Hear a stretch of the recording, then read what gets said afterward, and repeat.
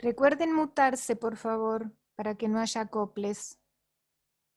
Gracias.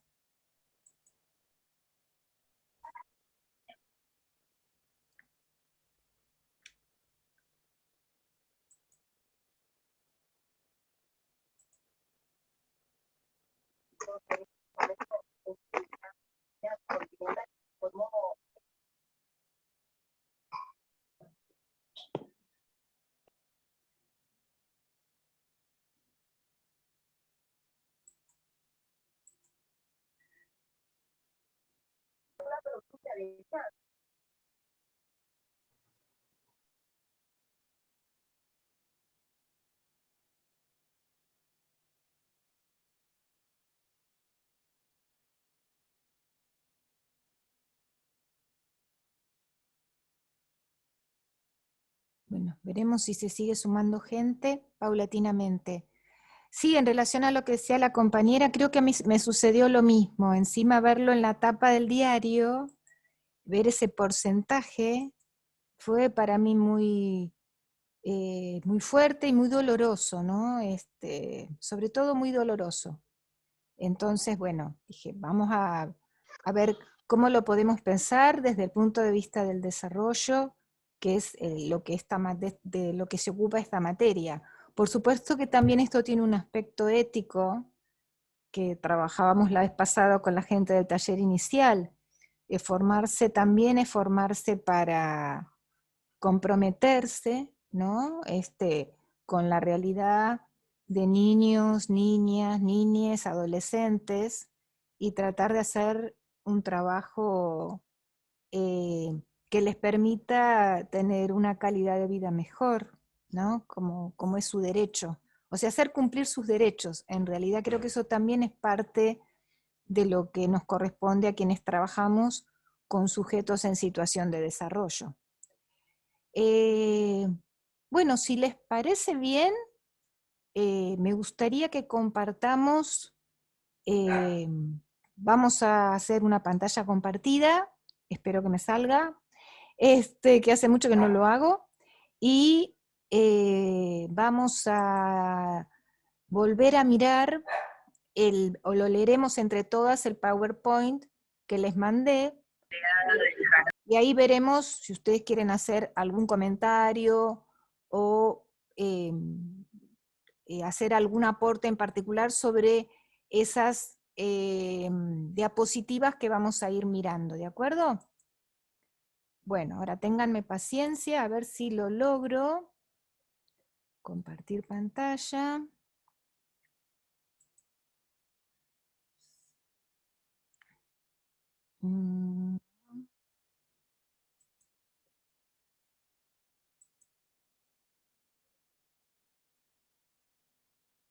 Acá estamos.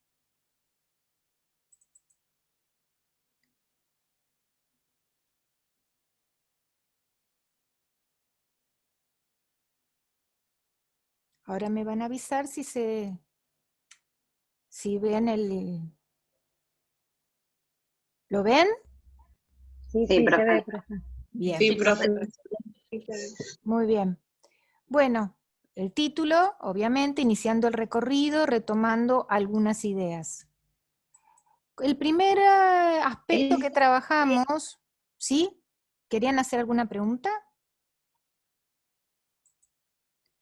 Les decía, lo primero que trabajamos cuando nos metimos en el estudio de la psicología, o por lo menos de este espacio, fue tratar de entender a qué nos referíamos cuando hablábamos de lo humano, ¿no?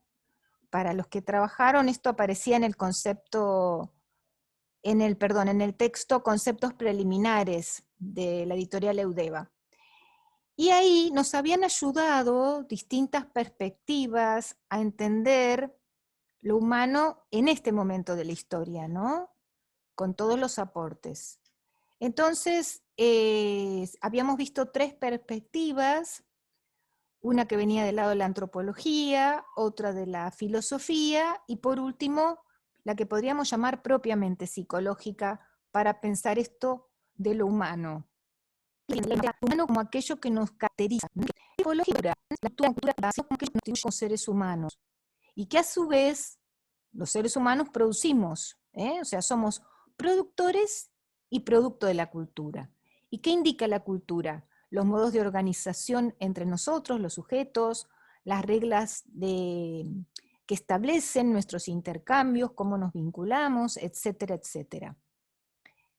Luego se había visto una perspectiva filosófica donde, y esto es muy importante, yo les diría que es central para lo que vamos a tener que trabajar, aparece la idea del mundo simbólico, porque siempre, sobre todo como herencia del racionalismo, siempre pareció que lo más importante que teníamos los seres humanos era la razón, ¿no? La racionalidad, a partir de las ideas de Descartes o Descartes. Bueno, la verdad es que el siglo XX mostró tan poca racionalidad en el hombre, y el siglo XXI no viene siendo tampoco demasiado bueno con esa cuestión. Eh, por momentos me parece que nuestros hermanos animales son mucho más, no sé si racionales, pero bueno, no son tan destructivos como lo somos los seres humanos. Y la verdad es que el mundo simbólico es lo que nos va a diferenciar del resto de los animales. ¿Por qué? Porque mediatizamos el mundo a través del lenguaje, ¿sí? Esto no quiere decir que los otros animales no se comuniquen, pero se comunican, por ejemplo, a través de lo gestual o de lo corporal, a través de algún tipo de símbolo, por ejemplo, el lenguaje proposicional, nos comunicamos los seres humanos, que es lo que nos distingue un poco. Si recuerdan a Vygotsky, también hablaba más o menos de lo mismo. Por último, la perspectiva psicológica, que toma en cuenta esto que también es muy importante que lo recordemos hoy, para los primeros temas del espacio de desarrollo, que es la debilidad inicial que tiene el ser humano al nacer, ¿sí? Ustedes saben que de todas las especies somos los más frágiles en el momento del nacimiento. ¿Qué pasa si alguien no asiste a un bebé? El bebé nace y no lo asiste nadie. Y se puede morir. No, no se puede morir, se muere. Se muere. Es así, terminante la cosa. Un bebé humano que no es asistido se muere, no tiene forma de resolver su subsistencia. Porque nacemos en una matriz biológica, pero necesitamos de un otro que va a ir constituyendo una matriz social. Si no tenemos esa asistencia, no podemos vivir. Hemos logrado un nivel de evolución que exige que seamos asistidos por otro. Y al mismo tiempo nos quita la presión de lo instintivo. No tenemos todo prefijado. Tenemos mucho que construir. Pero para poder construir necesitamos que nos asistan. Esa es como una especie de ambivalencia, ¿no? Una gran fortaleza que implica esa primer gran debilidad. Y esa es la inasistencia es la que van a tener los chicos que están teniendo ahora y los que van a tener cuando nosotros, lo que hablábamos recién del recorte periodístico, el no Eh, acompañamiento. a ver, no, porque acá está puesta, esta debilidad está puesta, quiero que quede claro, como la razón de la fortaleza humana, ¿sí? Por ahí vos a que te referías, Noelia, es a que está faltando el acompañamiento que permite un mejor desarrollo, eso sí, pero esta debilidad inicial es, como te diría, constituyente del humano. Es lo que nos permite constituirnos como seres humanos. No somos humanos porque nacemos de otros humanos. Nos constituimos como tal en esos vínculos y en esa dependencia inicial. ¿Sí? Lo que vamos a ver después es cómo impacta el ejercicio de las funciones que acompañan al comienzo de la vida cuando no se realizan de la mejor manera posible. ¿Sí? Y ahí sí podría estar la cuestión de la pobreza que se veía en el artículo. ¿De acuerdo? Bueno, esto en relación al concepto del humano. En la número 3 se veían las maneras en que el conocimiento o la epistemología fue marcando las formas de entender la ciencia y dentro de la ciencia psicológica, ¿no? Una cosmovisión clásica parada en la Grecia antigua, con una mirada integral del hombre y del cosmos, ¿no? El hombre integrado a la naturaleza y al cosmos. Una cosmovisión cristiana, sobre todo en la Edad Media, donde el conocimiento y el saber están puestos en Dios y la fe es el instrumento que permite acercarse a ella y además totalmente eh, fragmentado, un conocimiento fragmentado y exclusivo para los sacerdotes, ¿no? No un conocimiento al que se podía acceder. Por eso una posición teocéntrica.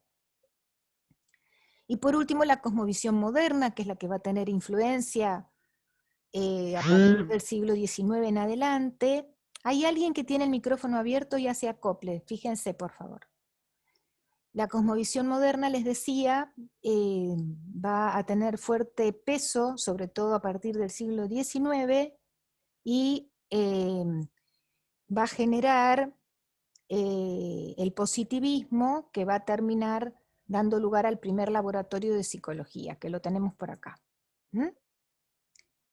La psicología será vista de acuerdo a la cosmovisión en curso. Voy rápido porque esto ustedes lo tienen, ¿verdad? Igual si alguien me quiere parar, lo hace. La psicología será vista de acuerdo a esa cosmovisión en curso y esa cosmovisión va a permitir entender términos como alma, mente, conducta. No va a ser la misma el alma o la mente de la psicología experimental que del conductismo o que de la psicología sociohistórica. La epistemología explica cómo se entiende el conocimiento, fundamentalmente el conocimiento científico, y será la base de cada lectura particular sobre la ciencia, objeto y método de estudio. El recorrido histórico va a permitir revisar los diferentes aportes, discutir la existencia de una o varias psicologías en curso y advertir las que colaboran en la comprensión del desarrollo de los sujetos. Esto es lo que vamos a trabajar este año, o sea, aquellas corrientes que nos permitan entender el tránsito del sujeto desde que nace, como les había dicho al comienzo, hasta la llegada de la pubertad. Bueno, tenemos en la diapositiva 5 las tres grandes corrientes epistemológicas a partir del siglo XIX, el positivismo del cual ya hablamos, con Comte, basado en el método experimental, valorando la experiencia comprobable, la unidad de las ciencias físicas, naturales y sociales, el rechazo a la especulación filosófica, y esta idea de que el conocimiento es lineal y acumulativo, y que la ciencia es un saber absoluto. Luego tenemos con el neopositivismo dos teorías, la de Popper, con el método hipotético deductivo, de tipo lógico, donde le da un valor relativo a la verdad, es decir, Popper decía que las más interesantes en el campo de la ciencia eran las hipótesis que eran falsas en realidad, porque esas eran las que daban lugar al seguir buscando, ¿no? Que las que eran verdaderas, por eso el valor relativo de la verdad.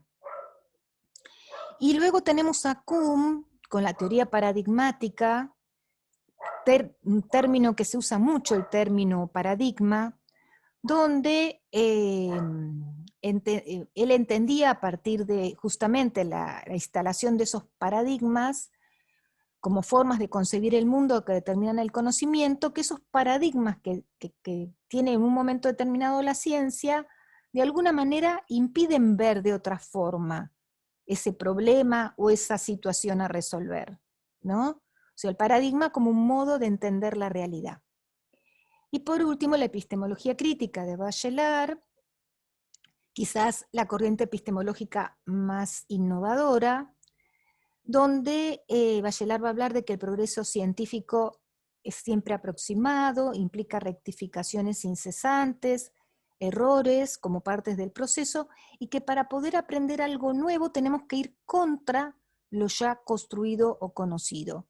Y que este es todo un trabajo para el científico, de construir lo que tiene armado para poder pensar de otra manera ese mismo problema y construir una solución nueva u original. Luego ya tenemos las diferentes corrientes, ¿no?, que se fueron trabajando durante el año pasado.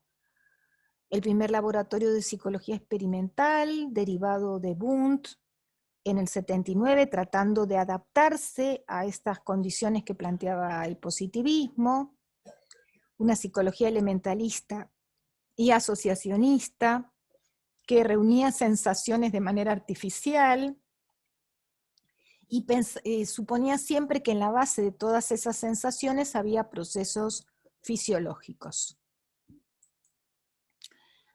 En el siglo XIX también, en plena vigencia del positivismo, va a aparecer Freud. Justo en estos días se cumple un aniversario de su nacimiento. Freud era neurólogo, y Freud, de manera así original, un poco dejando de lado su concepción a la manera de lo que proponía Bachelard, va a recortar lo que va a llamar el inconsciente, ¿no?, como parte de la actividad psíquica, y le va a dar un lugar central en su teoría al inconsciente. Había este inconsciente que es involuntario, que tiene una lógica distinta a la de la actividad consciente, por un lado, y otra hipótesis central, el rol de la sexualidad definida como pulsión o empuje hacia el placer como motor de nuestro psiquismo. Ambas hipótesis, bueno, una más compartida que la otra en el campo psicoanalítico. En la número 8 tenemos el conductismo, que es creado por Watson bajo la influencia sobre todo de la reflexología de Pavlov, que vuelve a la carga con las ideas del positivismo sobre la ciencia como algo observable, por eso su objeto de estudio va a ser la conducta observable, y todas las conductas van a ser entendidas en términos de estímulos y respuestas, cuya base van a ser procesos físico-químicos. Va a trabajar con el condicionamiento como base del aprendizaje, una teoría que va a tener mucha influencia en el aprendizaje, y que sigue teniéndola, no fue solamente en el siglo XIX, perdón, a comienzo del siglo XX sigue teniendo influencia el condicionamiento, y bueno, hay otras corrientes que incluyen, además del condicionamiento, la teoría del refuerzo para entender el aprendizaje, como Tolman, Tornick o Skinner. Sheila, ¿nos querías comentar algo? No, ¿está prendido mi micrófono? Sí. Ah, porque estoy teniendo un problema. No, tengo que salir y volver a entrar porque se me puso la pantalla toda en negro. Pido disculpas. No, pero pensé que querías preguntar algo, por eso nada más. No, voy a tener que apagar la computadora y vuelvo a ingresar. Gracias, Dale. profe. Igual seguimos leyendo esto, ¿sí? Luego, ¿qué va a pasar en la Argentina? Vamos a tener a uno de los creadores de la carrera de psicología, que fue Blecher, donde va a hablar del concepto de conducta, pero lo va a plantear de una manera totalmente diferente a la de Watson, como la unión de tres áreas, la mental, la corporal y el mundo externo, y rechazando que la conducta sea algo solamente observable, entendiendo que hay mucho en la conducta que no es observable a simple vista. Y por otro lado tenemos las matrices de aprendizaje, concepto central también dentro de la psicología social de Pichon-Rivière, que indica cómo nos constituimos como sujetos a partir de las relaciones sociales, ¿sí? A partir del encuentro con los otros. Entonces, la idea de ser con el otro y aprender a ser va a ser eje de estas matrices de aprendizaje que teorizó Pichon-Rivière. Luego tenemos la Gestalt, ¿no? Un enfoque opuesto al positivismo, que surge en Alemania y Estados Unidos, que van a rechazar ese enfoque asociacionista del que hablábamos, pensando en el todo como más que la suma de las partes, y teniendo como eje de su experimentación la percepción. La psicología genética, que va a ser un eje importante, transversal este año, digo este año refiriéndome a desarrollo, ¿no? Los aportes de Piaget para entender el desarrollo son muy significativos. Piaget en Suiza, primera mitad del siglo XX, con base en la biología, tratando de explicar el objeto, el conocimiento científico, tratando de explicar cómo evolucionó el conocimiento y sobre todo parado en la biología y en las ciencias naturales. Principales conceptos que sería bueno que vayan refrescando: la inteligencia como conducta adaptativa, ese equilibrio entre asimilación y acomodación, el rol de la temporalidad en el desarrollo, los factores que intervienen para que ese desarrollo se acelere o se retrase. Justamente hoy hablábamos algo de eso con el artículo periodístico. Bueno, el tema de los periodos y el equilibrio. Recordemos siempre que el eje de su teoría no son los periodos, sino el conocimiento, ¿sí? Y que el desarrollo cognitivo para Piaget es el factor principal de la acción del sujeto sobre el mundo.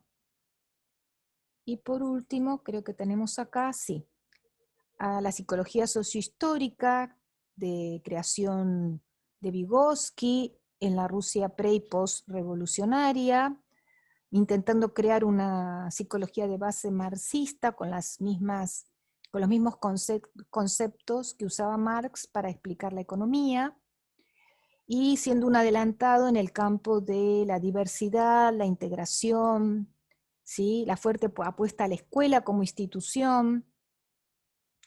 Y entre sus principales conceptos encontramos los procesos psicológicos superiores, los instrumentos, justamente el lenguaje como uno de ellos, y la zona de desarrollo próximo. Ejes de su teoría: la cultura, el lenguaje. El desarrollo de las conductas humanas, estas que nos diferencian de los animales o de los otros animales, como resultado de la internalización de esos instrumentos culturales que son los símbolos y signos de los que comenzamos a hablar cuando hablamos del mundo simbólico en la primera de las diapositivas. Bueno, muestro la última donde aparece la bibliografía como corresponde, ¿sí? Vamos a dejar de compartir la pantalla y vamos a volvernos por acá, ¿sí? Bueno, perdonen la velocidad, pero la idea era más que nada hacer un raconto rápido de lo que se trabajó el año pasado, para aquellos que tuvieron otra bibliografía, bueno, que se pongan para poner, yo lo hacía para poner a los dos grupos en un punto de partida semejante, ¿no? Para iniciar con desarrollo. Pero creo que, insisto, buena parte de las ideas, sobre todo las primeras que mencionamos, se ligan a los primeros textos, valga la redundancia, que tenemos que trabajar en desarrollo. Les voy a leer algo. A mí, bueno, los que me conocen, las que me conocen saben que soy una fanática de la literatura y del cine también, ¿no?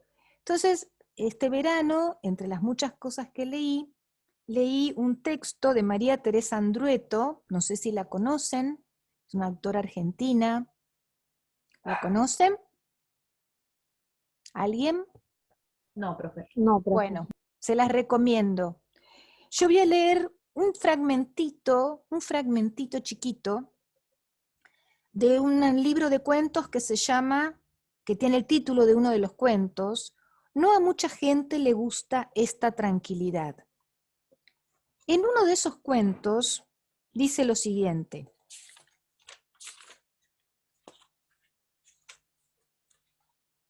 un hijo, un padre, otra vez un hijo.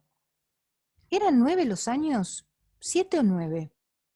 En ese rin estoy yo, dice el padre. Se lo dice al hijo mostrándole una foto. Una escena de amor. El hijo va por un camino difícil, captar la atención de su padre. Cuando empezó a frecuentarlo, el padre no era otro que un hombre al que admiraba. Herencia. ¿Cómo inventar con eso un vínculo? ¿Cómo transformar lo biológico en amor? Lograrlo sería suficiente y a su juicio también sería demasiado. ¿Cómo se logra transformar lo biológico en amor? A través del vínculo, formando vínculos. A través del vínculo, acá dice, ¿quién dice? Soledad, ¿vos lo dijiste? No, profe, sí. Bien. A través del vínculo. A ver. A través del contacto permanente, ¿no? Ah. Claro, de la transmisión de sentimientos también, ¿no? El conectarse a través de la palabra. ¿Qué más? del cuidado, de experiencias compartidas también. Uh-huh. De las buenas relaciones. ¿Quién dice? Gisela, ¿vos dijiste las buenas relaciones? No, a través del juego. Del juego. Gabriela, ¿vos que dijiste las buenas relaciones? ¿A qué te estás refiriendo? Y uno hace al amor biológico si la relación es buena, satisfactoria, agradable. Ahí a uno es como que tiende a que el amor pueda llegar a crecer. Si no, no, por más que hayan tenido una relación biológica, no surge el amor, si esa relación no es una acordada para las dos personas como bien. O sea, no sé cómo explicarlo. Acá en el chat dice, Soraya ¿A través dice, del deseo? porque somos dependientes del otro, indefensos.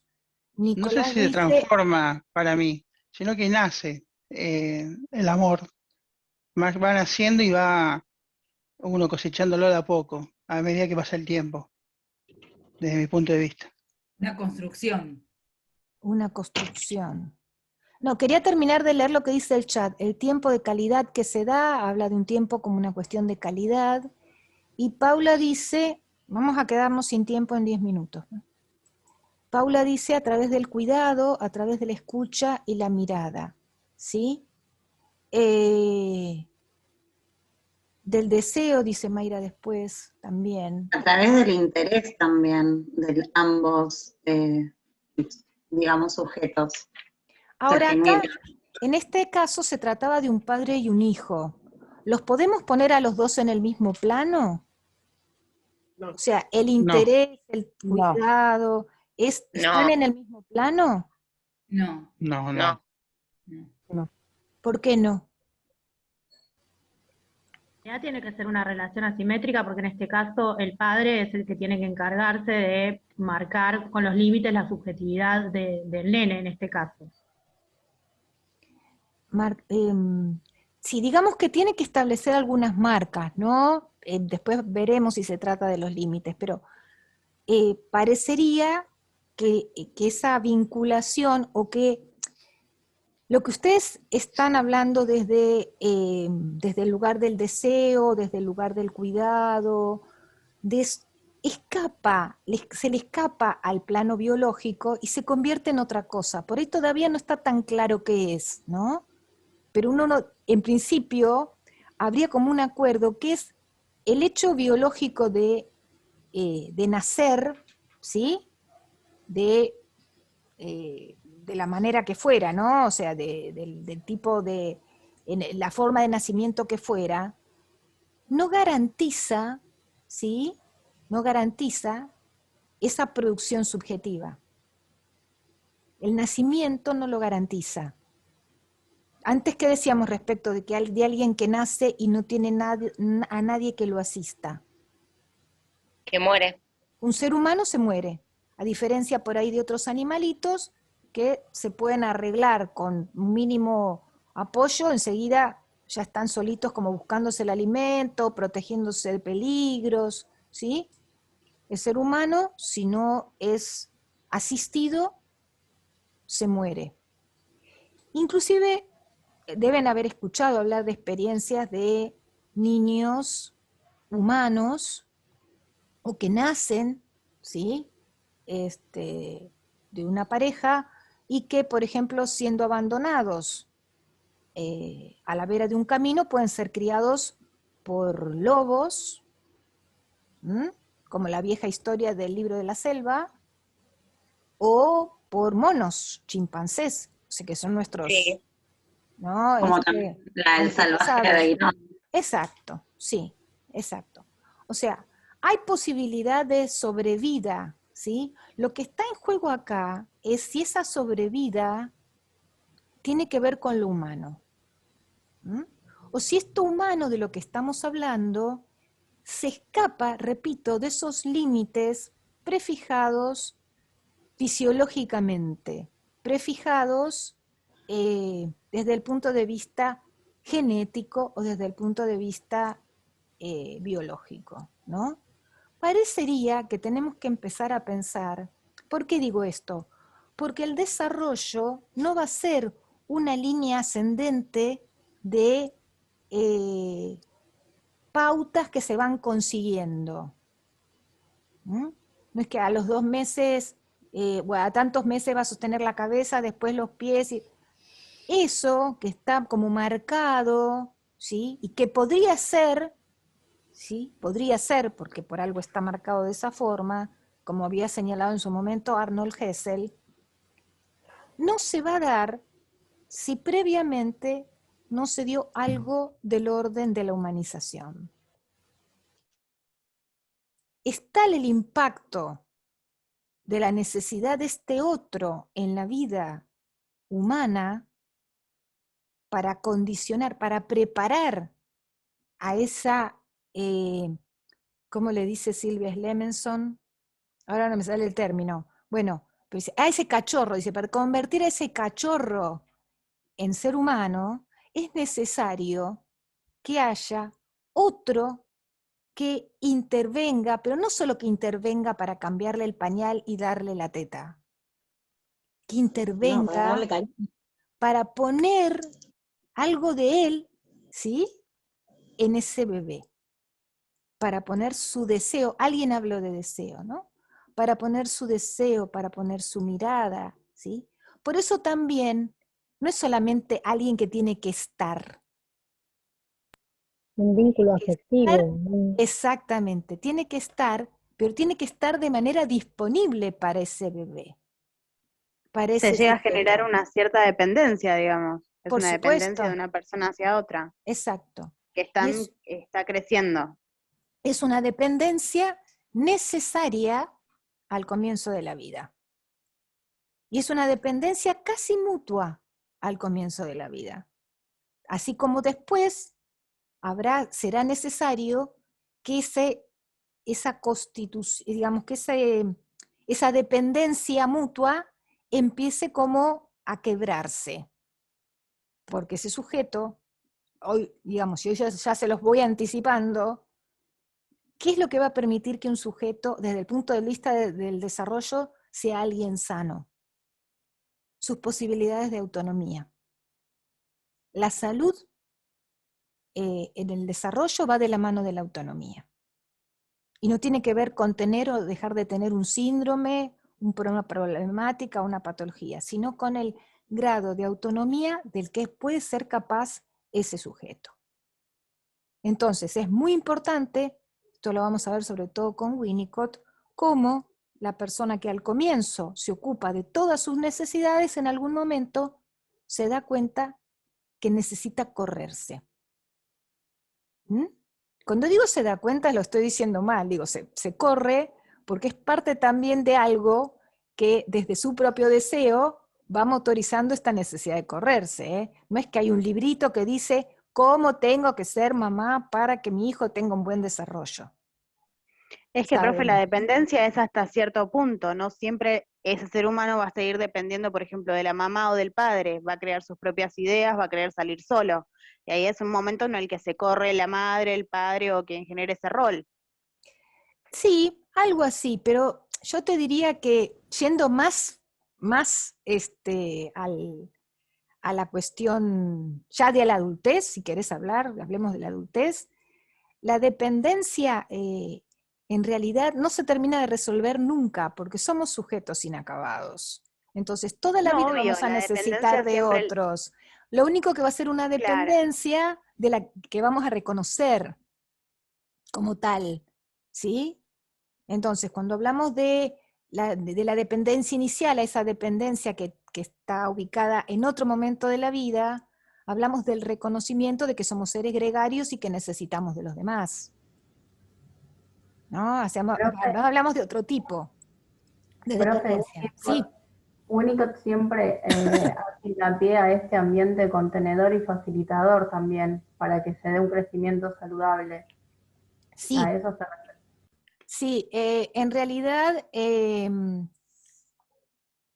habla sobre todo de la cuestión materna al principio, y luego va a ir hablando de algunos elementos que van a ir como acompañando el tránsito de ese primer vínculo tan estrecho a la adultez. Por ejemplo, el reemplazo de muchos elementos de la primera infancia en los objetos que ofrece la cultura, ¿no?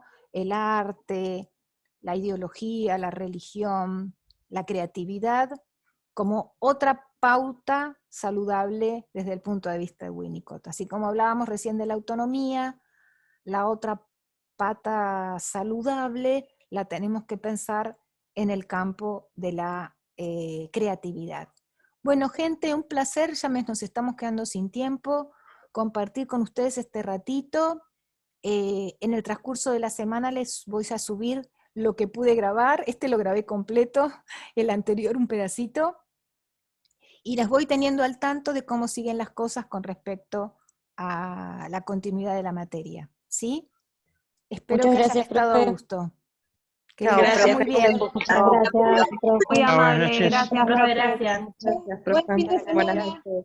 Chao, buenas noches. Gracias, muy noches. interesante. Muchas gracias. Buenas noches. Chao, buenas noches.